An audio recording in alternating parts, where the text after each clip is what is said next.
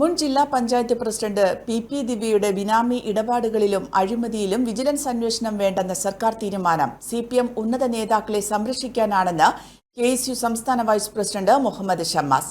Vigilance റിപ്പോർട്ടിൽ അഴിമതി വ്യക്തമായിട്ടും ജില്ലാ പഞ്ചായത്ത് സെക്രട്ടറിയെ മാത്രം ബലിയാടാക്കി ദിവ്യയെ രക്ഷിക്കാനാണ് സർക്കാർ ശ്രമിക്കുന്നത്. ഈ തീരുമാനത്തിനെതിരെ ഹൈക്കോടതിയെ സമീപിക്കുമെന്നും ഷമ്മാസ് കണ്ണൂരിൽ വാർത്താ സമ്മേളനത്തിൽ പറഞ്ഞു.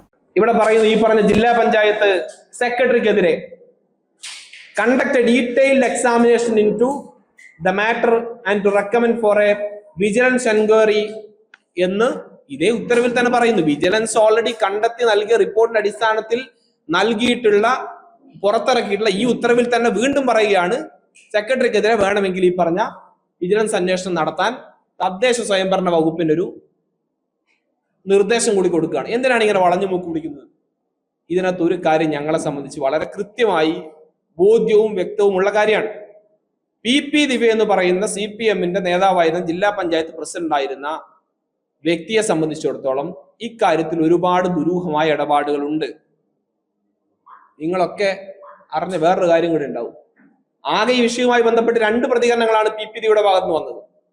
ഒന്ന്, എന്നെ അങ്ങ് കൈകാര്യം ചെയ്ത് കളയും, എനിക്കെതിരെ നിയമ നടപടി സ്വീകരിക്കും, കേസ് കൊടുക്കും, കോടതിയിൽ കയറ്റും എന്നൊക്കെ പറഞ്ഞു. വർഷം 1 കഴിഞ്ഞ് അതും കഴിഞ്ഞ് മാസങ്ങൾ പിന്നെയും പിന്നിട്ടു. ഒരു സമൻസും ഇന്നേ നിമിഷം വരെ ഒരു കോടതിയിൽ നിന്നും എനിക്ക് ലഭിച്ചിട്ടില്ല. പിന്നെ എന്തുകൊണ്ട് സർക്കാർ ഇത്രയും റിസ്ക് എടുത്ത് പി ദിവ്യയെ സംരക്ഷിക്കുന്നു എന്നതിന്റെ കാര്യങ്ങളിലേക്ക് കൂടെ കടന്നുപോകൊണ്ടിരിക്കുന്നു. ഞാൻ നേരത്തെ മുതലേ പറഞ്ഞിട്ടുണ്ട്, ഇത് കേവലം പി ദിവ്യയിൽ മാത്രം ഒതുങ്ങുന്ന ഒന്നല്ല. ഇത് പല ഉന്നതരായ CPM നേതാക്കൾക്കും വളരെ കൃത്യമായ പങ്ക് ഈ പി ദിവ്യയുടെ ബിനാമി ഇടപാടുകൾ സംബന്ധിച്ചുണ്ട്.